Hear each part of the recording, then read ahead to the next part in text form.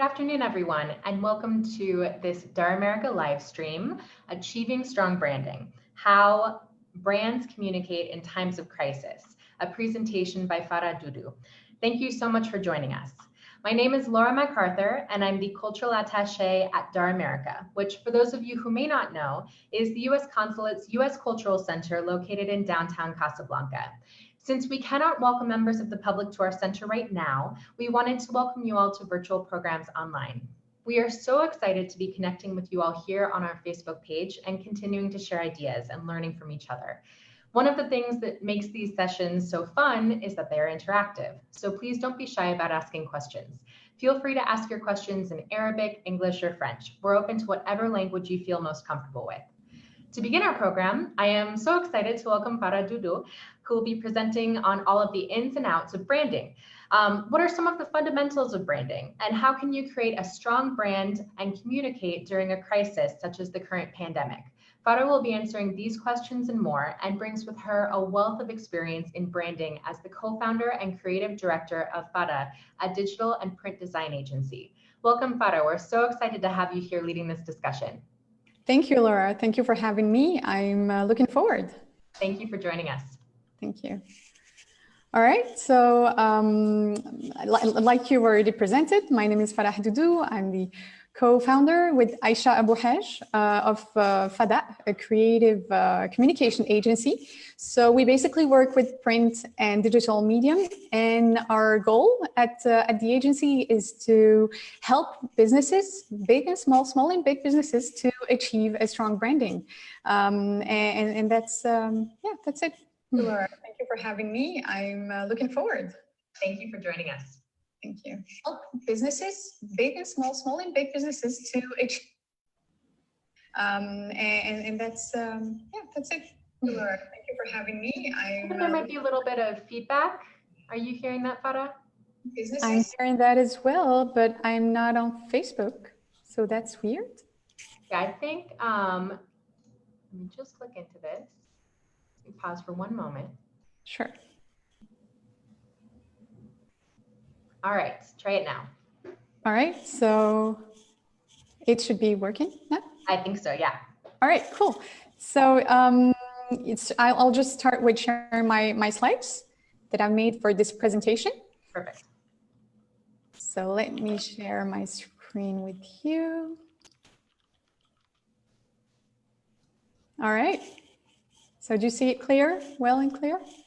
I do. If you want to just expand out the window just a little bit, I think, so that it occupies the entire screen.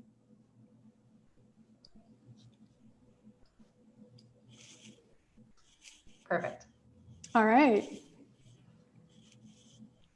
Okay. So as I mentioned before, with Aisha, we came up with this idea of creating an agency because we were working, each one of us on a side, and we thought that merging would make our voice be louder and our creative style get stronger. So that's how, and that's why we started this agency. It actually started when we were in Lisboa for the Web Summit 2019.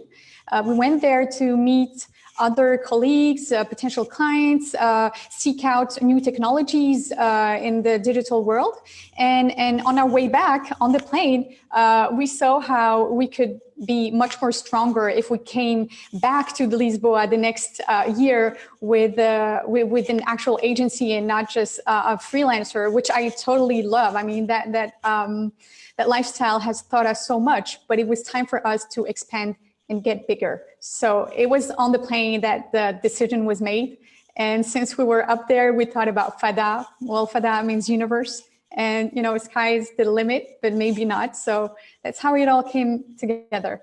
Our social media handles are just right here. It's Agence FADA on Facebook, Instagram. And we also have on YouTube tutorials, which explain the basics of graphic design and help you create some of your own designs as well. All right, so let's first start off with an experiment. I don't know if you guys are familiar with the Branded in Memory project. It's a project that, if you haven't heard of, I really strongly recommend that you visit the website science.com. Basically, it's an experiment that was made in the US. It consisted of selecting a panel, a group of people, young, old, ranging from the 20s to 70s, and ask them to draw a logo just from their mind, from memory. And they had like maybe 20 minutes to do so, many logos. But I chose just one logo while I was at the NASA Apps Challenge. Shout out to all the students that were there and who are watching as well. So yeah, we made this experiment maybe with 50 students, and I asked them to draw the Adidas logo. They had 10 minutes to do so. And of course, no computers and no phones were allowed. So then we kind of recognize a pattern. So on your left top side, you have the less accurate ones. And on the right, you have the more accurate ones. So we could see how it kind of divided into 3 parts. So we have 1/3 that really kind of got it, just like the right Adidas logo. And then we have the middle one, which is like more or less the right one. And then the first part was like, oh, maybe, it could have been this, but it's not that. So what this shows us is the power of branding. It shows us how people, how branding stays engraved in people's memories, and how simple, when you use simple shapes, you have more chances for your brand to stay in people's mind. So yes, it was I just sum it up for you, but it was, almost third for each. All right, so that was a fun experiment. All right, so building a strong visual brand, the fundamentals. Yeah, so what does it take for you to build a strong brand? Because, it's pretty easy to build a brand, visually speaking. We have tons and tons of softwares these days, but how to make it as strong as possible and convey the message that you want. So that brings us to the purpose. It all starts with answering the why. Why do you want to do it in the first place? So that you may choose the best colors, fonts, etc., the best items actually that would work well, and the best elements. So yeah, so if you already define the reason why, then you can also define your target, the crowd that you want to connect with. And that's really important, because I may make a brand because, have a logo that's red and big and round because I love it. But then at the end of the day, it's not going to work because that's not what my target wants. So there's this distinction to make that's very crucial in deciding if a brand will be successful or not, and especially coherent with your message. So we have a case scenario here, a dialogue between Salah and Rim. So Salah has this idea. We all have ideas, and it's pretty cool. He wants to make the best sneakers. He's passionate about sneakers, and that's what he wants to make. Rim says, okay, that's nice, but how come? How will you do it, and why? And he goes, well, because I love sneakers.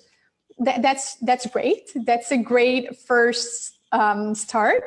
But of course, it takes much more than that, and even passion. As long as you moving on in your project while building a brand, the passion gets also tired a bit. So you have really to keep it all along and be consistent in nurturing that passion as well. So it's not a given. Then we have what I call the question, the questions quest. So it's a quest of questions that you have to respond to. And also think about, it's not just concepts, it's what's going to make your brand succeed. So we have benchmarking, which consists of, us at the agency, when we have a client coming up to us and ask us for a logo design or brand design, the first thing we do is ask questions for whom, for what, all these sort of questions. And we start by benchmarking as well. That means looking elsewhere, what has been done.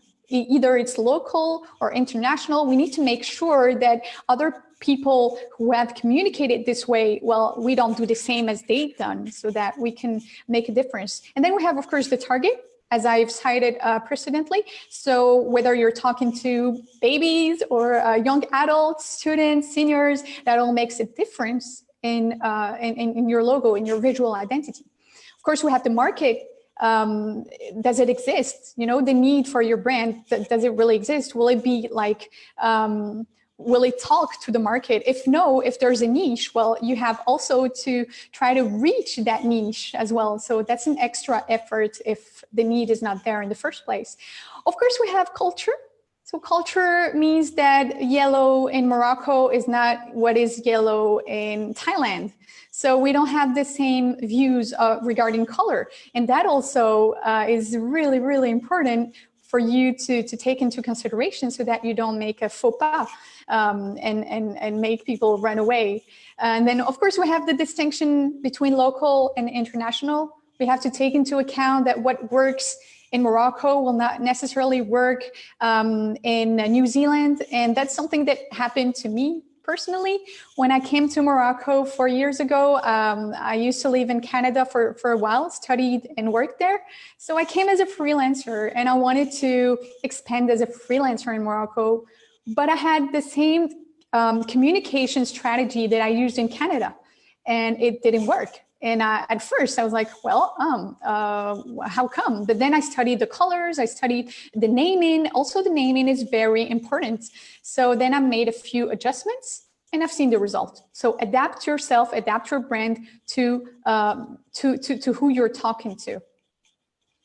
So I'm not sure if there's questions so far, but just making sure. Yeah, no, absolutely. I don't believe that there are questions yet from our Facebook audience, but one question that I have in general is, so obviously branding hugely applies to companies, to institutions. Mm-hmm. Do you feel like it applies to individuals at all? Should individuals be thinking of their own brand? Is that important for young people? Well, I mean, if I receive CVs of young students who want to, you know, spend some time in the agency or whatnot, if I've been sent just a regular standard CV, like black and white and, you know, like a layout that is super standard, and then I receive a CV that has a bit of color, you know, like the person was a bit interested and made some efforts and tried to, you know, play with the style, with the characters, then I'll definitely go towards the one that made the extra effort. So yes, I think that we live in an extremely competitive market, and that every little thing that people can do to kind of show that they're there, that they exist, and that they have something different to offer, then yes, I would strongly recommend. Not going over the top, but, you know, just a little extra effort. Yeah, that's a great point. Absolutely. Great. All right, thank you for your question. So yeah, I'll be moving on to values because, okay, so now we saw the purpose. That's the first thing that you have to think of to build upon your values. So because the values will incarnate your brand. They will be the ones who decide on how are you going to speak to the people you're speaking to, all right? So because let's not forget, behind the Adidas logo, well, there's a couple of brothers who had their own vision of how to communicate. So there's people, okay? There's always people behind brands. We just get used to seeing logos, but it's not just logos, it's actual people. So let's just not forget that part. And also the values will determine the aesthetics, will determine the aesthetics of a brand's visual identity and what it stands for. So that we'll see down the road. So we have many values that we can incorporate to our brand. Let's start with good humor. That's one of the values that a brand can have. The example of Glovo is pretty much illustrative of that. And I like this part in their website. They have like different values. So gas, good vibes, stay humble, care, and glow ownership. So they've already like customized ownership, with glow ownership. I mean, that's fun. That's, you know, light, kind of spirited brand that they want to show to the world. And I particularly love the Gaz one because it kind of stands out and they show you how fun and quirky they are. Also, you have this little animation in the footer. I don't know if you've already seen it, but it's really fun. You have a mini scooter that's riding and it's like, yay. So that adds up to building the values that they care for. On another hand, we have environmentalism. So that also is pretty trendy these days, and it has to be. I mean, it should. But then we have Idir, who communicates not only with showcasing the products, but also, of course, showing the fabrics with what it made of, boucherouette. So it's basically recycled fabric and threads. But then they also take the time to really show you the people behind it. So it has like a whole complete different impact on the people. Idir is not just a fancy brand who makes like beautiful bags. No, there's also the women behind it, and that really like plays a lot in how you choose to buy which bag or not. So that also is a value. So we've seen just a couple of values, but there are tons, of course, others.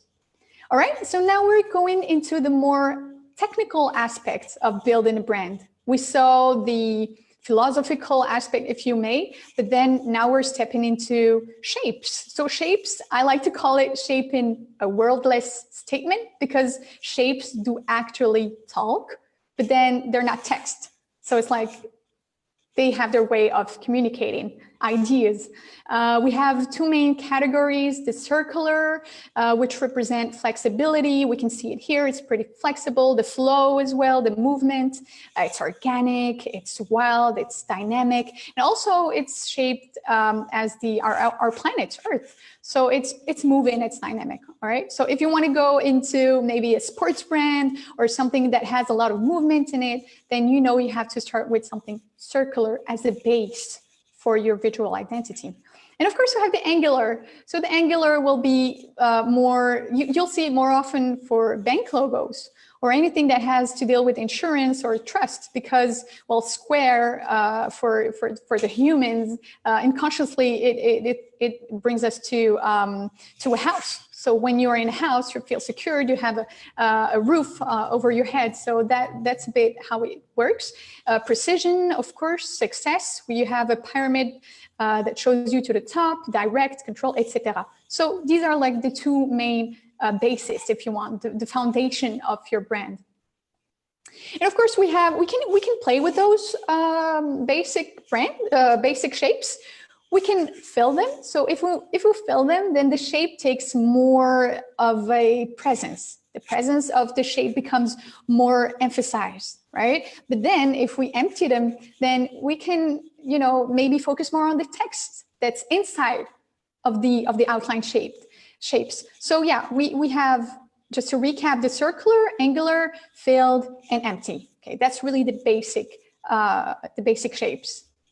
I don't know if there's any question before I move on to the type, just making sure. Yeah, I actually have a question. When you were making those decisions for your own brand, for FADA, how did you go through that process? What was your decision-making process like for what would best represent your brand? Well, it's always hard for designers to make their own brands. We were actually looking to, give it to another designer to do it for us, because at some point you can work well for your clients, but then when it comes to you defining what you want, it can get a little bit tricky. Right, I understand. Absolutely, yeah. Yeah, choosing for oneself is pretty difficult. So, but we just put all the emotions aside. And we were like, okay, what do we want to represent? What is our language? What are we best at? And then we just jotted down keywords: professional, sharp, straightforward, direct. And then we find ourselves, okay, so we gotta be using angular shapes. And that's how it started.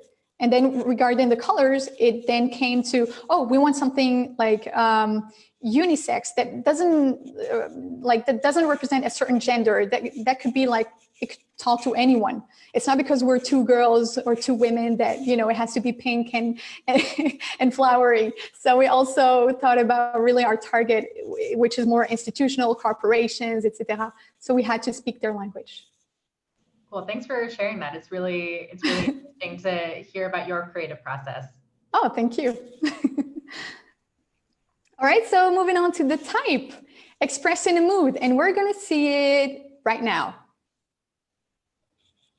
So it's not really serious, is it? It's more of a fun type, but now it's serious. All right, so it doesn't necessarily need to be written under the type for you to understand what mood the type is setting up. So just be conscious of that, because it makes a whole different world to it. All right, so examples, I just cited the serious, what I call the serious versus fun. Institutional for me is the serious part of communicating. So we have what we call here serifs. So it's the little rectangles that makes the font a bit more stable, more down to earth, more direct. And then we also have a high thick and thin contrast in the glyphs. So that also participates into reinforces the classic shape and the authenticity, if you will, mood that comes out of it. And then we have the playful one. So the playful one will be something maybe handwritten, manuscript, rounded glyphs. We have a certain flow, so it's oblique, it's not straight up. So these are the small details, but you know, they make again a big difference in choosing them. All right, so colors convey emotions, and there's actually a science that explains that. With they use colors to let's say to balance the vibrations in the body or whatnot. So there's a whole science dedicated to colors, chromotherapy. So that's just to show you how important it is. And also, when it comes to colors, I know that there's a saying in Arabic, in Darija, that we use a lot in Morocco, which goes, I forgot it, but it just says that, you know, colors are non-negotiable. I mean, it's a choice, it's a personal choice, it's a taste, it's a matter of taste. Yes and no. Yes, it's a matter of taste, but here we're talking about business. We're talking about selling. We're talking about communicating. So we just leave the taste apart, right? So here are the main colors that we find in branding. We have the comfort, support, the wisdom with the Mazagon, which kind of really makes sense because Mazagon Resort it has a certain standard. So comfort, definitely. Then we have something more playful with the red. So we have a lot of shades of reds. This one here really stands out for the excitement, youthful, bold. Here we have something more cheerful, friendly, the orange, etc. So what's interesting is that we really, when we find a logo that we like for a business, X business, it's mainly because the way that our mind unconsciously interprets it, it finds it coherent. It finds that maybe, okay, if it's a bank and then you have something more maybe more angular and maybe blue, maybe it's going to speak to the mind as, okay, you can trust this brand. That's why coherence is really crucial when you're building a strong brand. All right, so a few more examples here. An accurate combination, well, an accurate, that's only my opinion. But what I really appreciate about this brand is that they started really simple, just like the steps that we use for FADA. We have a filled shape, rectangle, then they've added some red, and then some round type, which gives us Lego.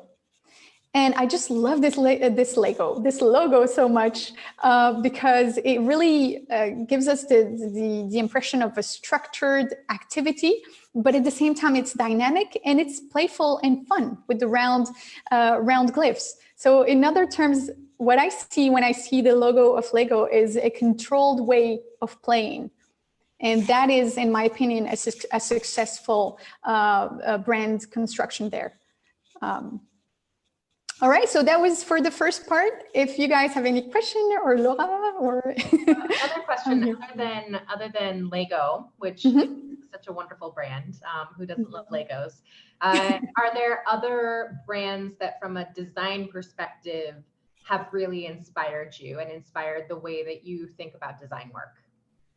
Well, I love, don't get me wrong, I love everything that's super creative and original, but I also very much appreciate the squareness in design, something that's contained and beautifully contained. When I think about the logo of Société Générale, well, most of the people just, walk by it and they'd be like, okay, well, it's a square, half red, half black.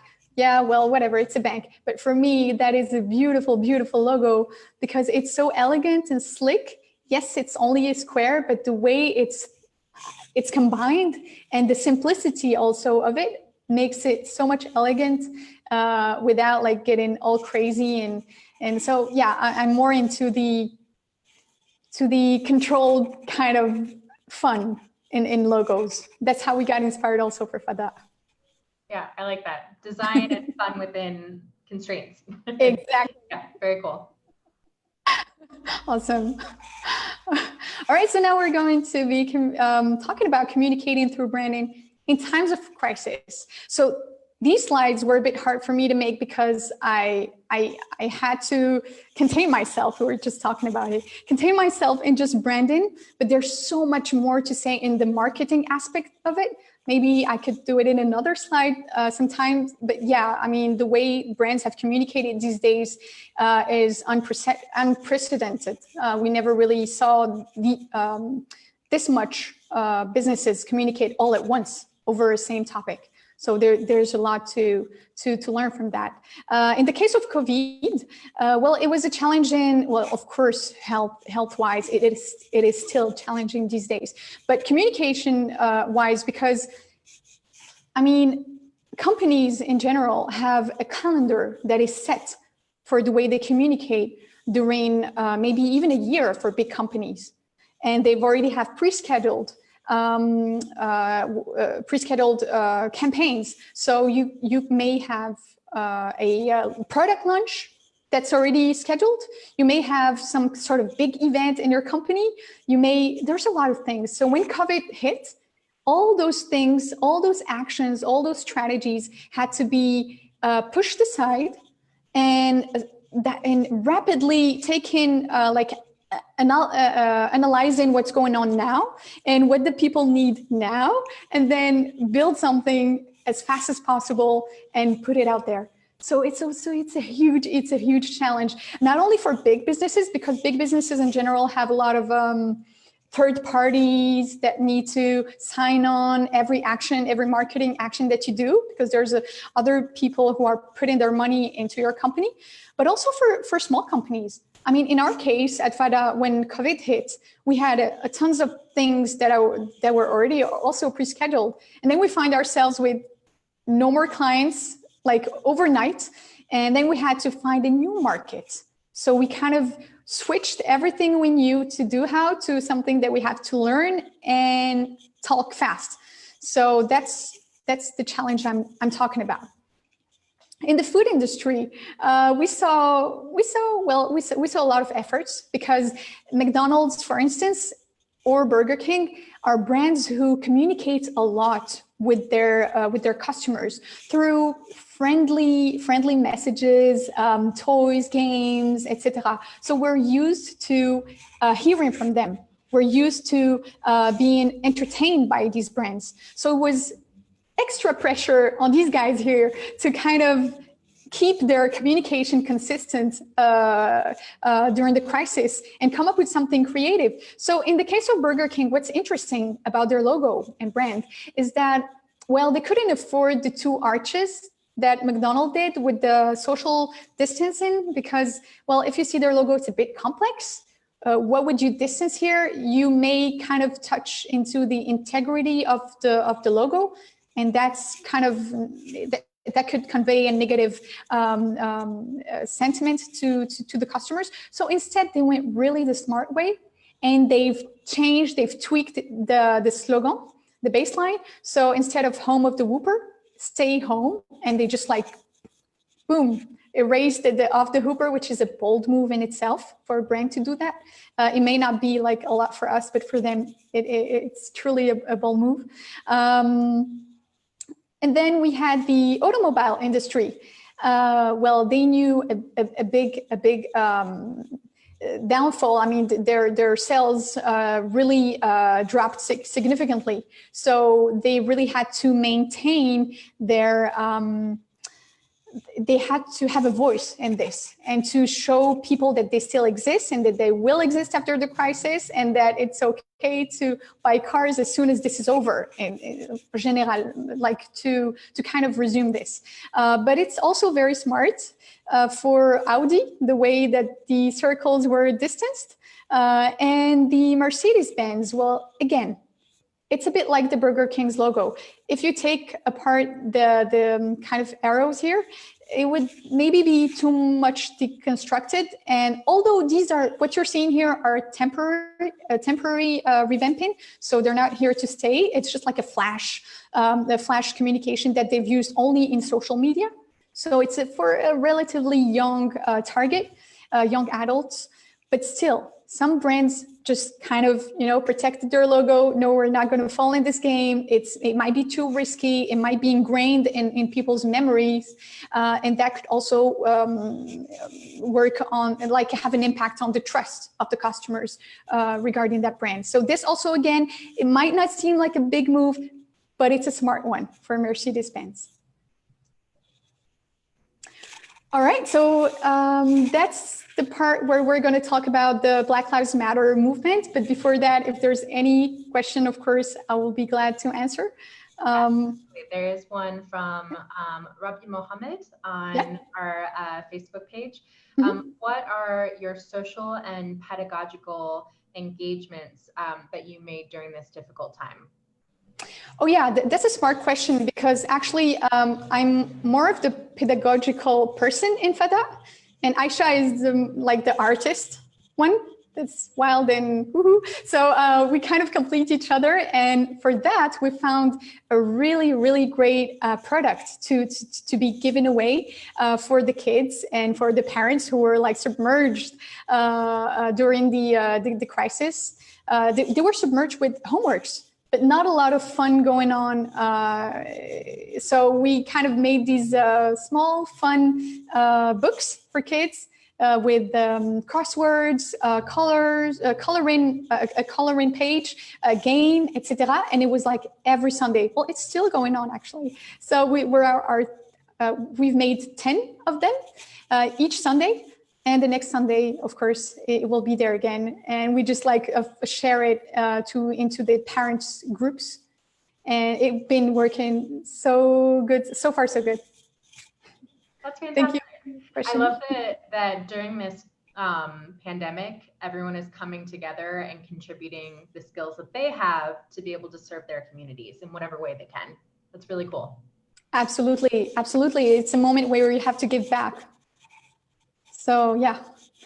All right. So yes, the second crisis that just kind of, well, it almost happened almost at the same time. We had the pandemic, and then boom, another crisis, and still brands were challenged again to communicate efficiently. So here we have an example of something that's clear and simple. Although it's simple, it's really a strong message from Ralph Lauren. The way they communicated was having a black background and white text, of course, with the signature to add the authenticity and the sincerity in the message. And the white text, well, for me, I was scrolling down my social media, and the thing that that surprised me the most was like how white the text was, contrasting on the black background. So it almost seemed like, okay, whatever they're saying, it's going to be positive. It's going to have a positive effect, and it's contrasting with the dark crisis that Black Lives Matter movement is. So yeah, simple but smart. I love the way how Google Assistant was being so creative in the way they've communicated through a product of theirs. So they've kind of added a few lines, a few powerful lines for the Google Assistant. When you ask him a question, ask it a question, it would just like talk back and say something very positive, and that's a very original way of communicating. Of course, we saw the masks. So this like is a product that responds to two crises simultaneously. So it's really interesting to see that. And the Crayola. Well, Crayola is, I grew up with Crayola. So if Crayola makes these crayons, I still buy them even if I'm adult. You know, it's a fun way, and also for the children, it's really a beautiful move that we have here to unite again, because that is the thing that, I mean, that's our power as brands in uniting people, because these big names have a huge influence. Yeah, it was really interesting to see these products. All right, so the takeaways. The takeaways are what we've learned so far with seeing these brands communicate the way they did. We saw that timing is crucial. I mean, usually we have communication agencies already have like deadlines. Like, you know, we take project after project, we try to organize them so that we can work well, but then there's another project that steps in, so we have to leave some time for that project, etc. So it's a whole organization, and it takes some time. But here, forget it. It's another level of timing. It's really like we're talking in a matter of hours, if not, because people are in their homes and they're waiting for someone to speak to them. So it's even worse than your client who's waiting for you to send them their logo, you know? So yeah, so timing is crucial. And also here, silence can be interpreted as a way of communicating. So that also, it puts you in a situation where if you don't communicate fast enough, there's a problem. Because silence is also a form of communication now more than ever. So that's the kind of pressure that brands has and governments have to deal with. The power of words becomes higher because if we use, let's say, the article we, okay? So if we use the word we yesterday when there was no crisis whatsoever, well, yeah, it has some sort of impact. You know, we, yes, it's community, it's uniting, etc. But if you use we in these times, it has like 20% more impact, because it's like 20 times, pardon me, more impact, because it's really what people are waiting for to hear. So that's how the words become higher, the power of the words. And brands should seize the opportunity. Unfortunately, to say, with every crisis comes an opportunity. I'm not saying, okay, well, you know what, start manufacturing masks and overprice them. Not that kind of opportunity. That's not opportunity. That's taken advantage of. But opportunity is because there's a spotlight on you. And as I was saying before, people are waiting for you to communicate, because you have always been communicating. So you have to be consistent and coherent with your brand. But how you're going to say it and what you're going to say, that's where you have your chance of being creative with the products that we saw earlier as well. So seizing the opportunity to level up and say, okay, well, you know what, this time my values, I will act upon them. It's not just like values you can read on my website. Yeah, we are fun, we are da-da-da, da-da-da. Okay, you're fun. Okay, so make a product that's going to be fun and entertaining for the kids during the pandemic. There you go. So it's all about, you know, proving who you are as a brand. And thank you for your attention. I love that. Thank you so much. Thank you. So another question just regarding communicating during a crisis like the current pandemic. You mentioned a little bit that humor can play a role in creating a brand. Is there any role for trying to find humor in a very difficult situation, or as a branding expert, do you think it's always kind of too risky? Well, it is. It is because, well, there are steps that are needed to be taken. When there was the start of the crisis, well, you can't be, okay, well, my value is good humor. Okay, let's crack jokes and, make everybody laugh. No, you also have to analyze and take, feel what is the global sentiment. Look on Twitter, look what's trending, what hashtag is trending, what people are feeling. So companies and businesses have became more aware of emotions and sort of and the empathy they had to show, the sympathy, pardon, they had to show to regarding their customers. So there are steps. So first you say, okay, well, this crisis, we will be here to help you go through this, etc. And then when people start to, okay, the panic has went away just a bit, maybe not all of it. Okay, now we can help you cope with this situation through humor. This is what we propose. This is what we suggest. So there are steps. You can't just go in, yeah, this is my value. Let's make it happen, That absolutely makes sense. Yeah, I think that's really good advice. So what is the difference between building a brand and creating a marketing campaign within an already existing brand? Yeah, so building a brand basically will help you build marketing campaigns within that brand. It's like if you want to caricature it as the mother, the matriarchal figure, and then it gives babies. So, and then you have a lot of actions that can be taken from that brand. So that's how it's just like a tree with its roots. So you put the roots, and then you just you have many ways of communicating when you have the core essence, which is the brand. Absolutely, yeah. Do you think that sometimes companies confuse one and the other, confuse building their brand versus creating a marketing campaign? Yeah, exactly. So yeah, because building a brand, it takes all the questions that we saw earlier. It takes really understanding your market and being coherent. And then when you create a marketing campaign, well, that's if you will, it responds to a problem.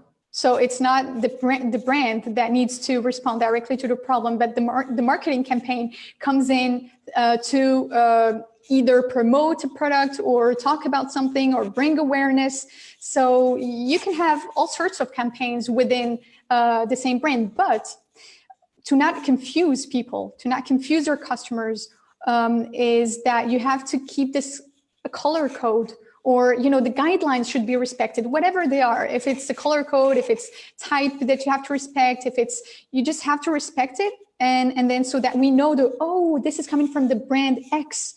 They're the one whose marketing campaign this is. So that's how we can avoid the confusion, because confusion can lead to, not recognizing you. Absolutely. I guess kind of connected to that idea of potentially creating confusion for your consumers. When is rebranding necessary, in your opinion, and what is the best way to do it? And I guess how would you define rebranding? So yeah, rebranding, it's always tricky because there's always I will lose my present customers and the people who know me, because if I change too many things in my visuals, then they might think I'm just a new company. And so that's the one side. And then the other side is but if I don't rebrand now, I might not be relevant enough anymore. And even on a technical aspect, when you really know you have to go for a rebranding is when your visual, your logo, whatever, is not adapted for smartphones, for instance, for the current technologies. So whenever you feel like that gap is starting to build, you should really rethink the way your brand works on all the devices, and just stay up to date, even for the trends. So every year there's a certain amount of trends in design. So we always we're on the look. Okay, so what colors are more used? What style? What graphic style is privileged, etc., etc. So upon them, you kind of tweak the way you communicate. But for someone who hasn't been touching their their brand and their visual identity from, let's say, 5 years ago or like 10 years ago, then, unless you really have a strong system that's timeless and intemporel, I mean, you might have some, it might seem a bit old and, not up to date. And the feel that the customers will have from it is like, oh, but they won't understand my need. Maybe if it's a school, oh, then this school won't understand my need because it's not up to date. I mean, they surely can provide e-learning anyways. Look at their logo. That's how we see, that's how we understand the information. Absolutely. So we have another question from Facebook. How can we maintain the continuity of the brand? What are your best tips and practices for really keeping it strong?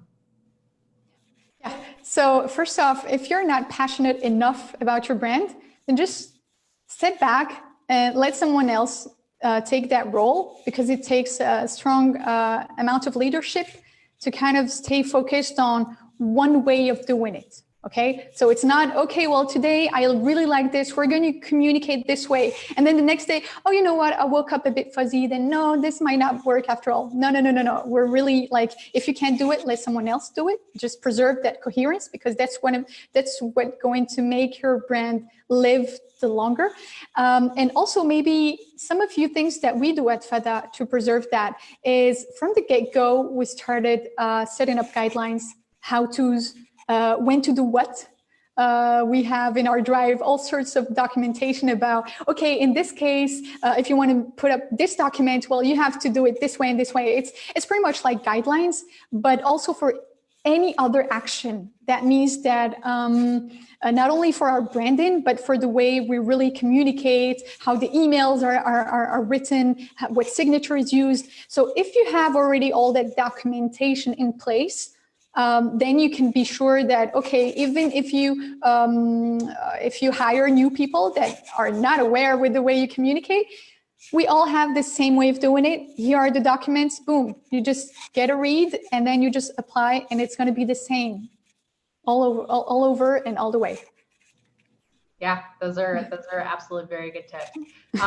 What would be your number one tip for something not to do if a company is setting out to create a brand? The first thing you would say, never do this. Well, the thing that really strikes me, especially in Morocco, well, it's a general problem all over the world, but sometimes I'm walking down the street and I see this store. And okay, there's two cases scenario. Okay, the first case is I see a store and everything is gorgeous, the visuals, the branding, the everything, the colors, and it's really inviting. So I go in expecting what I'm seeing up there, expecting to find something fancy, something nice. But once I'm inside, well, it's the complete opposite.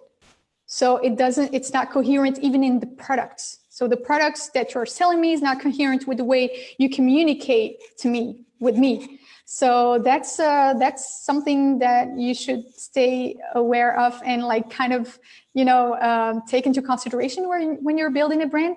To what standards? Who am I speaking to? Okay. And then the second case scenario is when you see something poorly done, and then, because even sometimes clients tell us, yeah, but my products are good, but then just like make me a logo that's very simple because I want people to come in. But if your product is good, people are not going to come in if your logo is too like random, because it's not your target. So just be coherent in the way and just be honest with the way you're communicating your product and your brand. Awesome. So we're coming to the end of our hour together, but I would love to ask one more question. Yeah. As somebody who is working in this industry, speaking to a lot of people on our Facebook page who are trying to figure out what the next steps of their career are going to be, what sort of education that they should pursue. For somebody who's interested in working in design and marketing, what are the tips that you would have for them to break into the industry? Yeah. So I get this question a lot. And the first question in this theme is, I'm passionate about design, marketing, etc. But I've reached a certain age. Should I go back to school? Is it the only way for me to make it in the industry? And my question is yes and no. Yes, because you should go back to school if maybe you feel like you're that kind of person that needs discipline and that needs like a well-organized schedule and people around you to mentor you, then yes, go for it.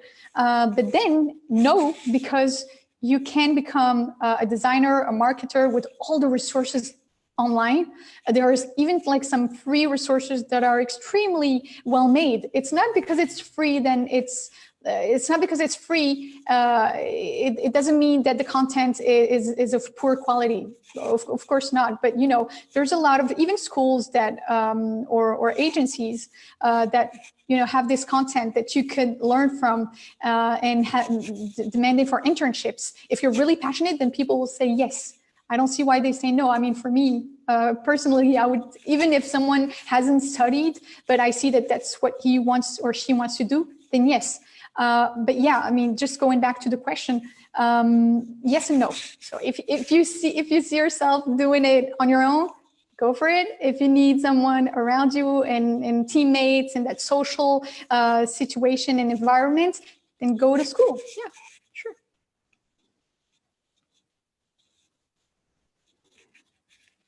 Awesome. Well, thank you so much. Right.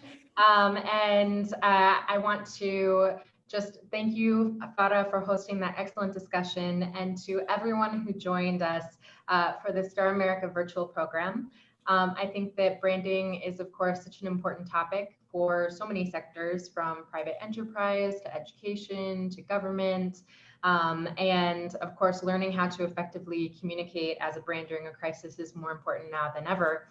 So thank you for going over all of those tips and for leading us in that excellent discussion. For those of you who want to continue engaging with everything you've learned here today, please check out the FADA agency's monthly contest, Design in Darija, based on the creative habits used in David Sherwin's creative workshop challenges. And it sounds like the winner actually receives a product designed by FADA agency. Is that right? Yep. We can't wait to give it away. Oh, fantastic. So we're going to post the link to that contest in the comment section of this Facebook Live. So make sure to check it out.